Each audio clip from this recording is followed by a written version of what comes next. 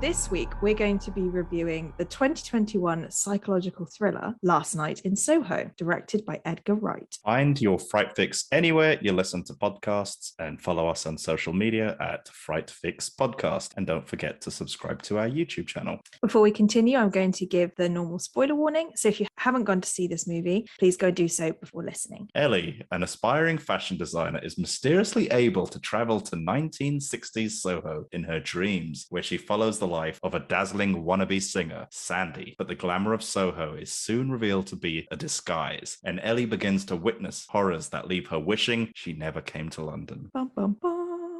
So, what were your overall thoughts? I am very intrigued about this one. Interesting. So this is very different to Edgar Wright's usual work. Yeah. So we all know him from comedies like Shaun of the Dead, Hot Fuzz, World's End. Yeah. And he's also dabbled in kind of like big blockbuster kind of movies like Scott Pilgrim versus the World and Baby Driver. Yeah. And I mean, those last two movies is when he went like kind of full Hollywood, but they all still felt like comedy movies, like comedy action type things. So now, like, this is such a different genre for Edgar Wright to kind of tackle. Like, it's like his experiment, and it kind of shows, you know, that maybe he's not just a one-trick pony that just knows how to do action comedy. Yeah.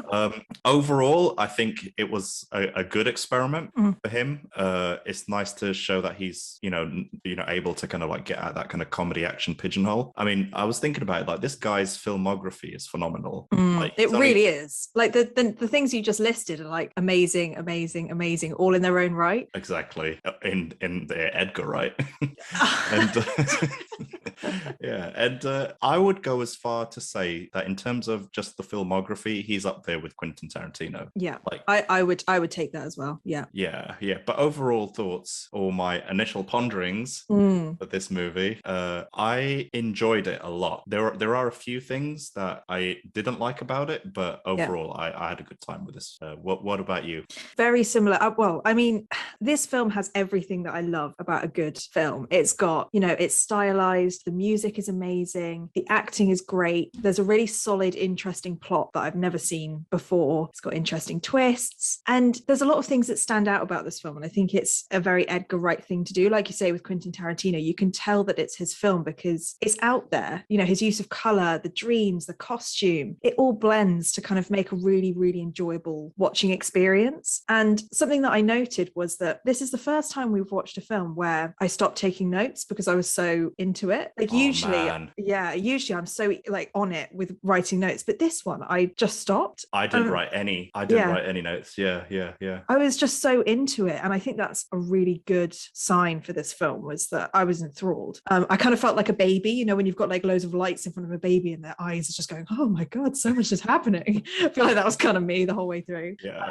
With the horror elements, I think this is classed as like a psychological thriller with horror themes, and I think that is right. But nonetheless, there were some really creepy bits, some ideas about it that were actually quite spine-tingling, and as we're a horror podcast, I think this still fits into that category. But it's just slightly different from what we've done before. But yeah, overall I had a really, really good time with this film, like you said. I'm really interested to see what you'll say for the things you don't like, but yeah, I loved it. I really did. So like, before we kind of go into it, just out of curiosity, were there bits you didn't like? I mean, just so I know. Well, no, and that's why I'm interested to see what more bits are. Like, there is, I genuinely, I mean, spoilers for what I'm going to say later. No spoilers. Okay. I'm intrigued. I don't care about the listeners. I'm intrigued. Yeah, so that's kind of my overall thoughts. Yeah. What do you think of the performances and casting and the choices and everything? I mean, I'm a massive fan of Anya Taylor-Joy. I don't think I've ever met someone who isn't, to be honest. Unless you're about to say that you didn't like it.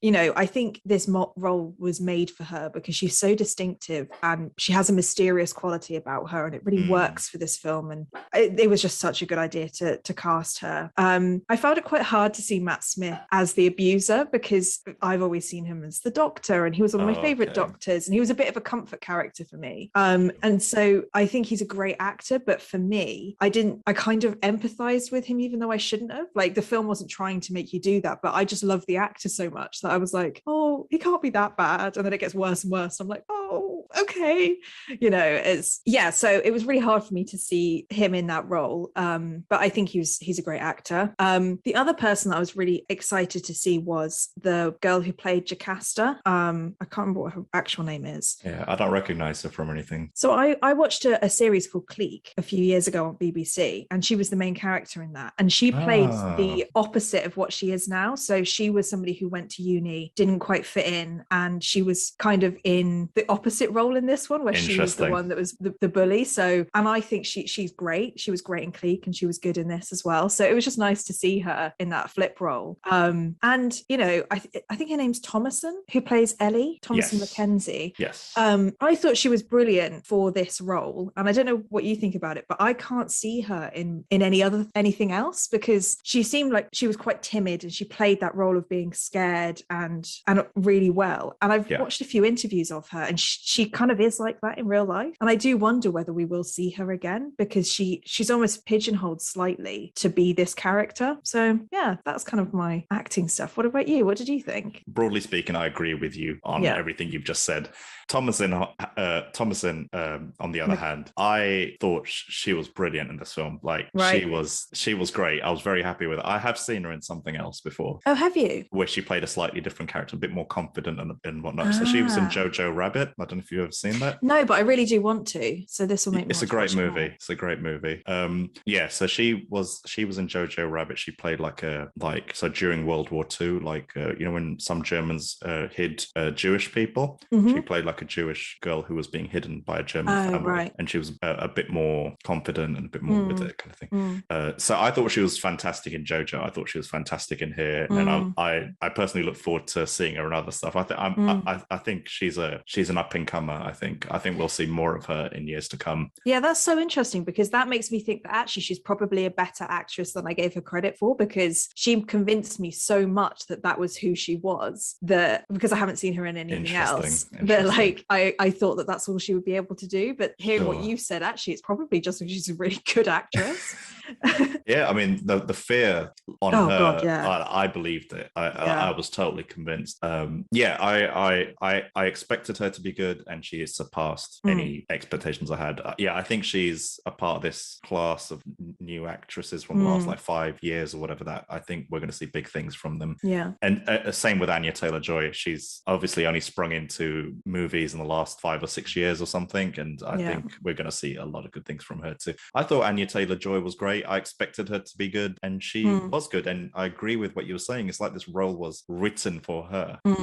And I think based on the performance in this movie, she got given the lead in George Miller's next movie, Furiosa, which is like a sequel to Mad Max. So did you ever watch Fury Road? I can't remember. It feels like I have, but my memory's so bad that I don't. So this Furiosa will be like a prequel to Fury Road, and it's like based on Charlize Theron's character from Fury Road. But Anya Taylor-Joy seems to be like the Hollywood it girl. She really is. Yeah. And I think she only came to my attention from Queen's Gambit. Yeah. And I thought she was fantastic in there. I've never even seen her before. But there's this one horror movie she's in. I think it's called The Witch or something that I really want to watch. And I think we should maybe review it at some point. I think we should. I saw it years ago because she's quite young in it. And I never connected that was her in Queen's Gambit. So I'd already seen The Witch. Yeah. And then I saw Queen's Gambit, and then I read something about the thing she's been in. I went, oh my God, it's the same person, because she seems like she's found who she is as an actress now. You know, she's quite quirky, quite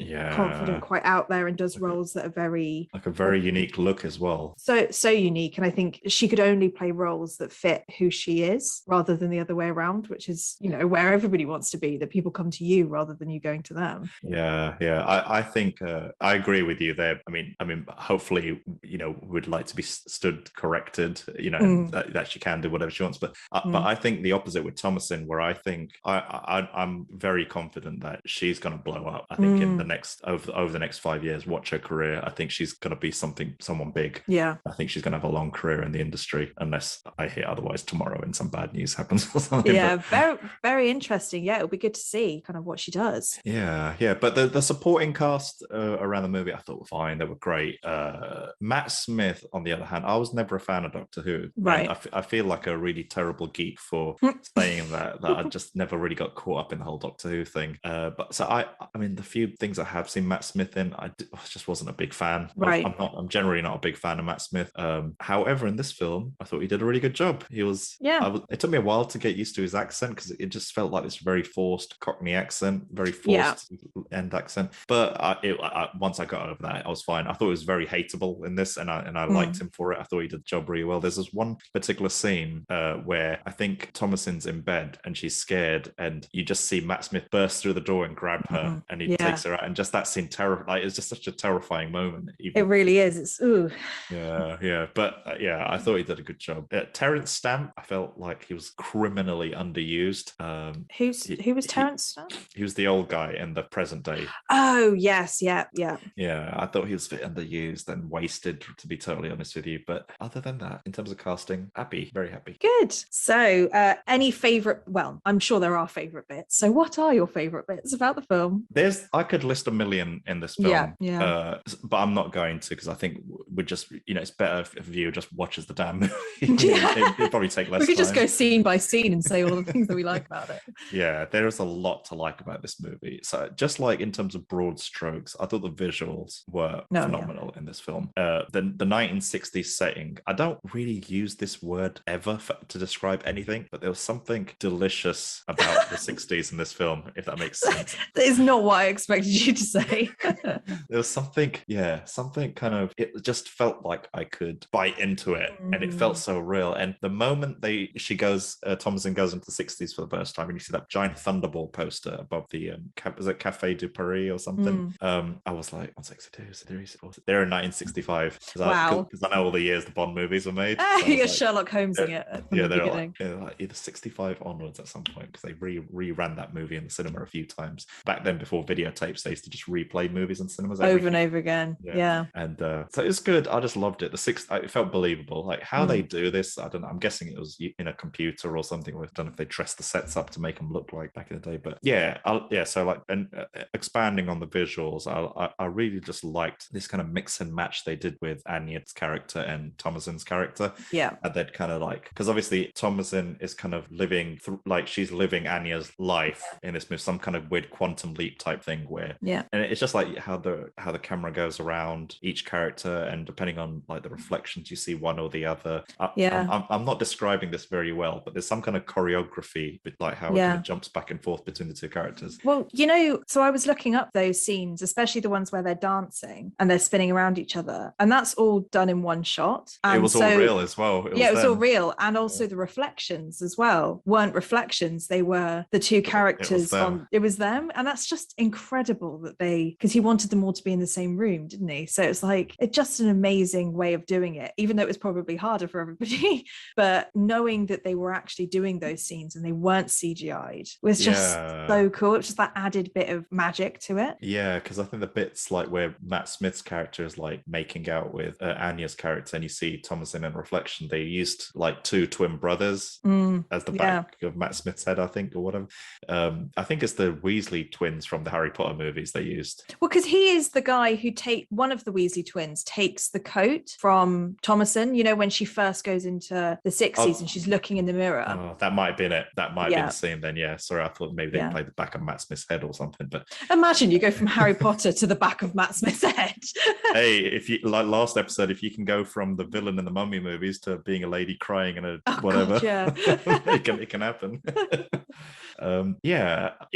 The choreography how they managed to get both characters on screen once, I thought was great. And then I loved when the movie did a U-turn and suddenly went into this full zombie ghost mode. It was just, so the ghosts in this movie are just like these kind of men dressed up in suits, but you can barely see their faces, and they're just, I don't even know how to describe it, they're like in black and white, and they're just like chasing after Thomasin's character.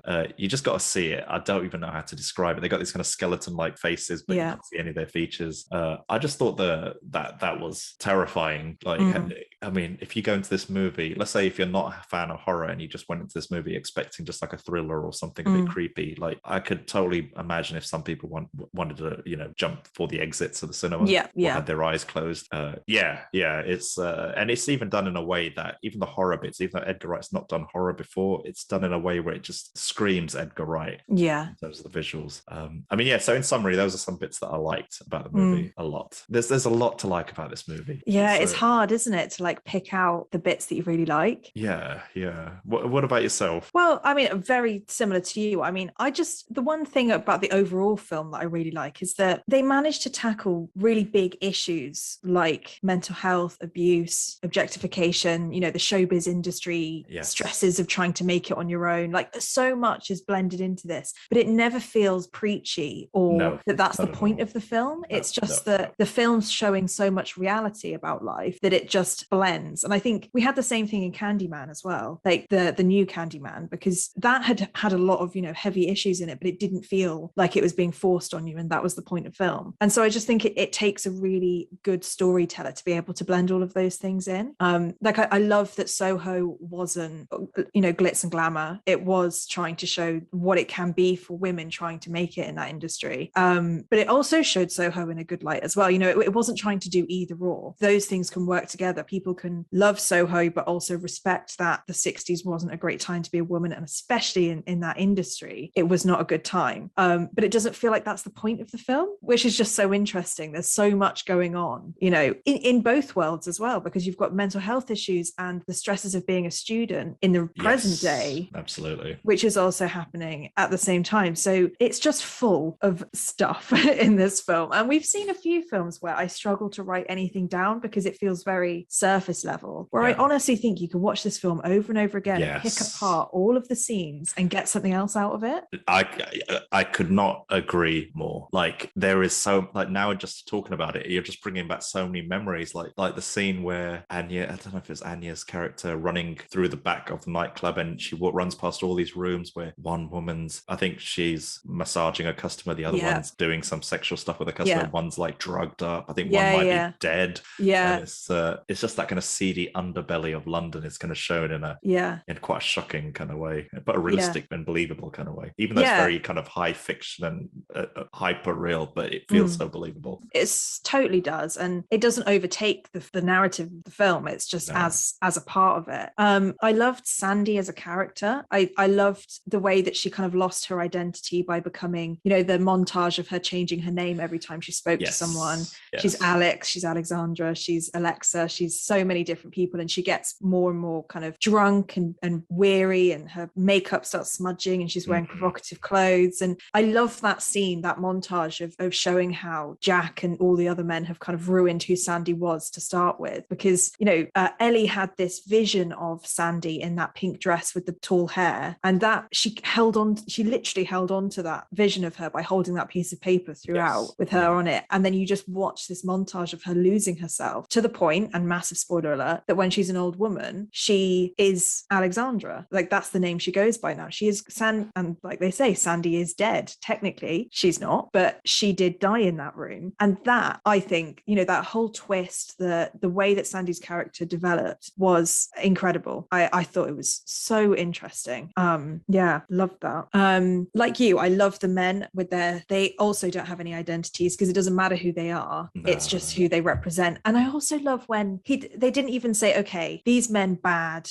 the women good, because right at the end when Ellie is trying to get to the phone, one of the ghost men reach out and try and give her the phone and say help us or something against Sandy. So then it adds another layer to it of like, so they've done all these bad things, do they deserve to be dead? Yes, no, yes, no. There's like, it doesn't just leave you with an idea that they want to get across. They just drop in all of this stuff, and then you think, oh, what am I supposed to think? You feel sorry for them almost a little bit, don't you? And then you're like, but why? Like, why would, but that's what the film does. It just, it sends you on loads of different roads and ideas, and you can just, get overwhelmed with it. I don't know how Edgar Wright juggles all this in this movie. With any of his movies, there's so much going on. It's like a visual barrage of everything at once, but yet it all makes sense, and it makes you feel something, and it just plays with your emotions. It really does. Really. And it'll be interesting to see what you don't like, but for me, it didn't feel like he dropped the ball on any of those things. Like, he didn't cut any corners, and I say this all the time, I hate it when they just take the easy road out. But even the way that the worlds start to merge through the breaking mirrors and the hands coming out and kind of grabbing her in kind of like a sexual way on the bed at the end when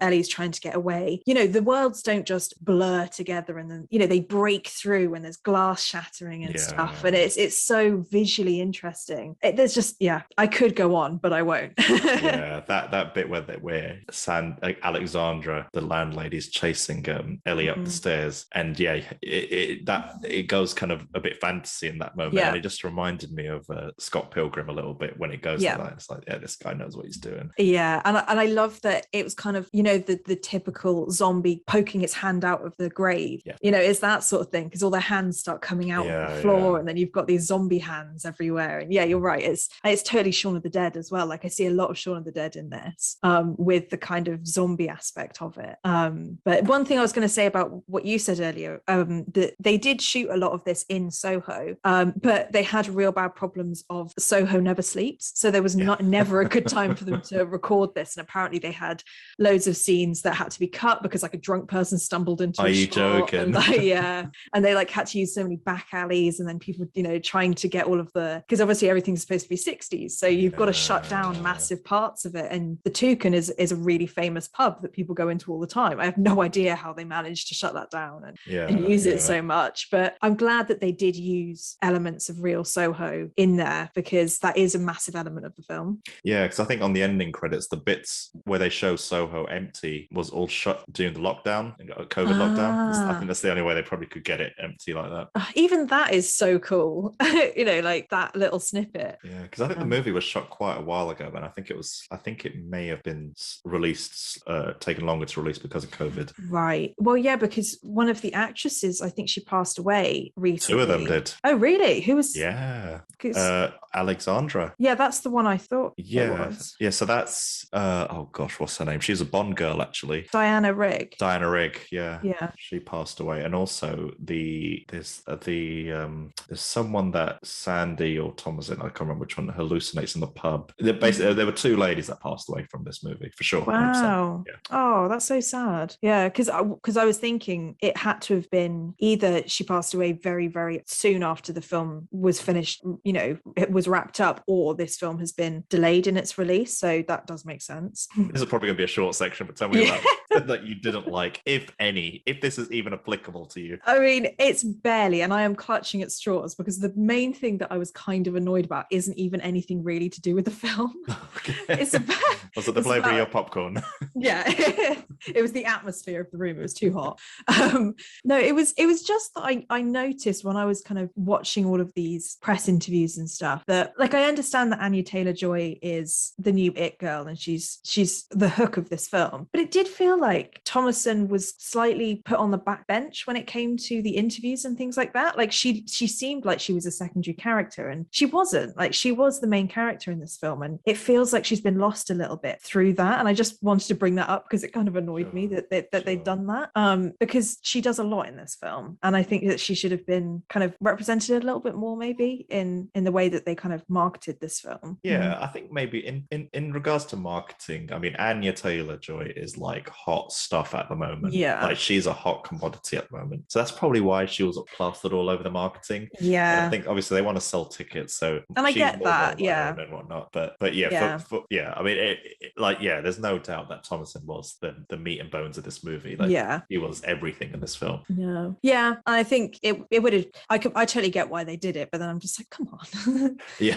The only thing that kind of annoyed me about this film, and it annoys me in other films as well, and you did mention it earlier a little bit, was when all characters in London have really thick Cockney accents. Sure. Because like I don't hear that many Cockney accents when I'm in London, and I don't know whether it is just like supposed to be part of the style, and I'm sure it was. I'm sure Edgar Wright could knock me down and say, well, this is the reason, was because this and this. But for me, I was like, why do they have to have such thick Cockney accents? Like, we know we're in London. Yeah. I think this is not based on any evidence, by the way, but I think they do it to appeal to international audiences. That does make sense. Yeah, because I think if you get an accent that's a bit too transatlantic or a bit not London enough, because I think when people in, say, America or whatever think of London, I think they think of that Cockney East London accent. You're right, Gavin. How's it going, mate? You are. Yeah, it just sounds so like comical almost, because it just doesn't sound like that normally in London. Yeah, you're probably right. I mean, it can do in some places, but but generally I agree with you. Yeah, because I read an article about like Squid Game and South Korean movies and series, and people are worried that the success of things like Squid Game will mean that those South Korean elements of the films will slightly be diluted by Western views. So like they know that these films and TV shows are really popular in other countries. So they might slightly change the way that they do it so it fits. But the thing that people love about Squid Game and other things is because it's South Korean and the way that it's done and everything about it is different. And I think that's probably the same thing here, is that you just have, every time you have to think about wider audiences. And yeah, films I feel like do have a responsibility to show people in a certain way, and when they don't, when they kind of are a bit irresponsible about it, I think it can be dangerous long term. So for example, whenever they show something from the Middle East in a movie, it's always either like one or two things: either these people living in these mud huts and just like these kind of nomadic types, or they show these mega rich multi-billionaire types living these kind of like decadent lifestyles, but they never really show just the regular people. It's always a stereotype of some kind, even if it's not like a massively negative one like terrorist. It's really you're just taking a massive leap and saying this is the representation that we're going to show. And exactly and it just like reinforces at a subconscious level. Even a person doesn't have to be racist who's watching the film, but their kind of stereotype or image of that people becomes reinforced or molded by as well. And like every movie you see where there's a Chinese sidekick, they happen to know kung fu or karate. It's like, you know what I mean? That's so true. It's the same with London. Like I think my in-laws family, whatever, in America, I think they may have been surprised by how I am compared to what kind of movies they watch. And I think Jess's perception of England and London and everything was different compared to the movies they watched. And I consider these people to be fairly educated, smart, they got common sense, they're not stupid, but yet movies and TV has this much of an impact. And it'd be interesting to see what kind of impact this movie does have on people and the viewers. So I think you make a really good point. I'm glad you raised that. I didn't think it wasn't immediate in the forefront of my mind, but I'm glad you mentioned it. I mean, I am just scrambling for things because it is such a small piece, but I that's kind of it, to be honest, like, because this film does most of the stuff that I love. I don't want to just say things because I need to say things. Really, there wasn't much about this film that I didn't like, which is impressive. What about you? I'm really interested to see what you're going to say. Oh no, I feel like I'm going to break your heart a little bit. No, I didn't like the ending of the movie. I didn't mind the twist that it was the landlady who turned out to be Sandy, but I just felt a bit deceived. Right. Like where I felt a bit let down was I thought the movie left a lot of clues throughout the film. So which I felt like I picked up on. Like, so for example, when you meet Terence Stamp's character, there was a point in the movie when I thought he's not Jack. Like he's the cop she met. Oh, so you thought that? Yeah. But there was a point where I figured it out. Yeah. But they played Terence Stamp like he was Jack's character. So I just felt like there was a lot of deception for deception's sake, or maybe there was, obviously you want to mislead the audience, but it didn't feel intelligent to me. Like maybe I just got to watch it again, but I didn't feel like there were enough clues along the way to make me realize that Sandy was the landlady. Right. Because it just, and I know on a metaphorical level, Sandy died in that room, or Alexandra died in that room, or whatever you want to call it. But what didn't add up is, so Thomasin's character can see ghosts and she's living Sandy's life, vicariously through Sandy. But she lived a murder. She lived Sandy being murdered physically. Yes, that's a really good point. So then it just threw into question, like, how much of this is she misinterpreting, and how much of it was for real? So it's real. What other bits did she get wrong? So it's just, so I just felt a bit kind of like it was good. It was still good the way they did it, but I just felt like that there's a few bits that didn't quite gel for me there. That's interesting. I was just on that point. I think that I haven't really thought about it, but you're absolutely right that, like, if you're going to have a twist, it needs to make sense that people can look back and go, so if I caught this and this, I would know that was a twist, even if it was really subtle things. But this film does deceive you, because you would look back and you'd see, well, we did actually see her die, so how are we supposed to guess or know or have that aha moment when she then reveals herself? Exactly. I didn't think of that before, but you're totally right. So it's like, the movie can make whichever internal logic it wants. That's fine. It's down to the movie to determine the rules, but then you can't make a twist that breaks those rules. Exactly. That's it. That's you hit it on the head. That's what So for me, it was a bit, as soon as she went to the landlady's room, the very first time you see, because you see the letters twice. Yeah. And the first time I saw Alexandra, And I was like, oh shit, that's her. That's her. But then the second time is when they make a reveal to the audience, like Alexandra, Lexi, Sandy is the same person. But it's just and they've got those records and stuff on the floor of Cilla Black as well. So when I saw that, I was like, So that didn't sit well with me. And I just kind of wish there was a bit more of the direction I thought the film was going to go was that Terence Stamp character was Jack from the present day, and the second half of the movie was going to be about, or the last act of the movie or whatever was going to be about, how does Ellie reveal to the police? How is this solved? But then when he's hit by a car and dies, I was like, oh, okay, what's going on now? Is another character Jack? Like, have we, something? But I don't know. So I just felt I thought it was just me, but then Jess felt a similar way where she wasn't a fan of the ending either. So the other thing I didn't like, this is probably to a lesser extent, is when Sandy auditions, so she starts singing Downtown by I think Julia Clark or whatever. I did not like the way she sung. This is really petty. This is very petty, and it just took me out of the scene because the singing was good. Don't get me wrong, she's very clearly very talented, but the voice and the way she sung did not sound like of its time. It sounded very modern, and I've seen a few movies do this, especially like a few kind of period movies where they sing more modern, and it just took me out of the scene. And it's just like I was just thinking, like, is this just Anya Taylor-Joy's audition for her singing career or something? She can sing, great, wonderful voice, but it would have been cool if there was some effort made where she sung how people sung at that time. I see. It sounded too modern. If you listen to it again, it sounds great, but it just sounds too new, too modern. And it's like that bit, I don't know why, but so I watched the movie last week, and the whole week I couldn't shake it. That was the one that I couldn't shake. That's it's so because I love that scene, and I totally get what you mean, that it is. And the other thing is, she doesn't have a microphone, and I know it's really petty, but like the voice loud. Is really loud, and so it is like, this is like a music video where you've got a dubbing and you're listening to it. But I forgot to say how much I love that scene in general. The song I think was beautiful. I loved it. I'm not in the same camp as you, but I understand why. But I love that the only time that she managed to get to her dream, which was singing it on stage, was when there was no audience and there was no music, there were no lights. She had one shot, and then the next time we see her on that stage, it's full of randy, disgusting men watching her as a backup dancer. And so you have this moment in the film where it's for her. And for me, the music helped with that, because it was like, it's almost isolating her. So it's isolating the sound of her voice and her voice only. Absolutely. And she has this time, and then it's gone. But I totally get what you mean. No, I think you made a fantastic point, and the film is full of those kind of moments, these kind of visual metaphors, and these kind of everywhere. The film is full of them, and clearly so much thought has been put into each individual scene.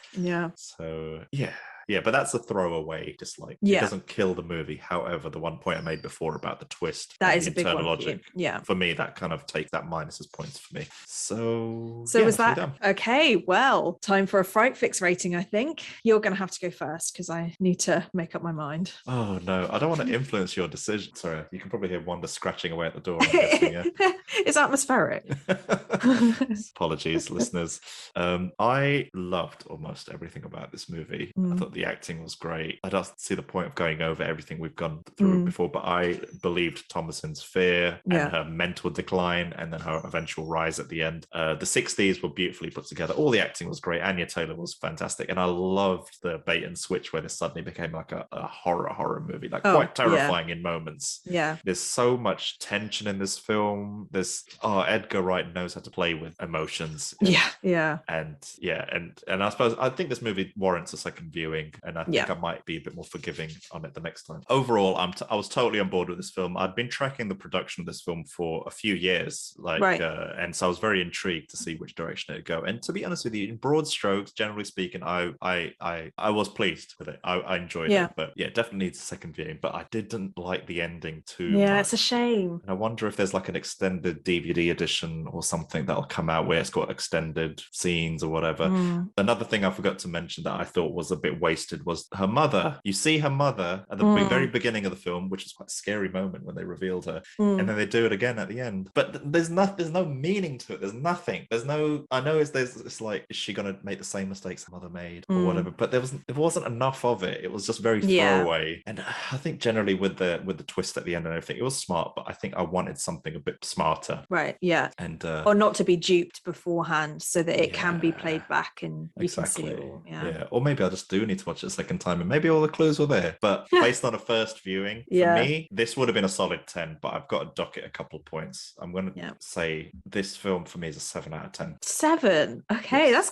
That's way lower than I thought you were going to give it. Oh, really? Yeah. I thought you were going to give it way higher than that. Interesting. Okay. Yeah. You shoot. All right. Well, I mean, I don't think it's going to be any surprise that I'm toying between two very high numbers in my head. I wonder which two I know.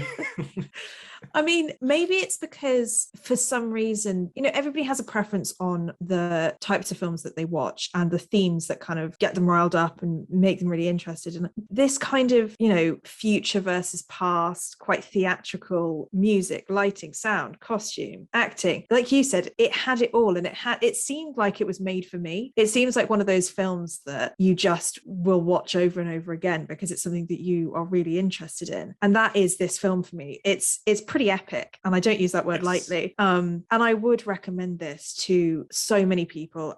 It's tricky to say if somebody hates horror whether they should watch this or not, because like we've been saying, there are a few bits that are pretty scary. I mean, Mike watched it with me. He's not a horror sit through fan. all of it? Sat through all of it, but he was very creeped out at some points with the kind of zombie men, faceless men bits, of course, because they are pretty scary. Like, absolutely. But it does kind of remind me, and maybe because I'm thinking of Matt Smith, and I know you don't watch Doctor Who, but it reminded me of when I was younger and I watched Doctor Who, where I'd get kind of traumatized by the scary bits, but it was worth it because I loved what I was watching. So it's not a horror film, it's an amazing film with horror elements in it. And I don't want people to not watch it because they might think, it's too on the horror side. I think it's worth a watch, and be a bit scared in a few scenes, but it's worth it to watch this film. And I've been thinking about it since I watched it at the beginning of the week, and I think that's always a good thing. So, I mean, I didn't have anything really bad to say about this, and I usually do. So I think I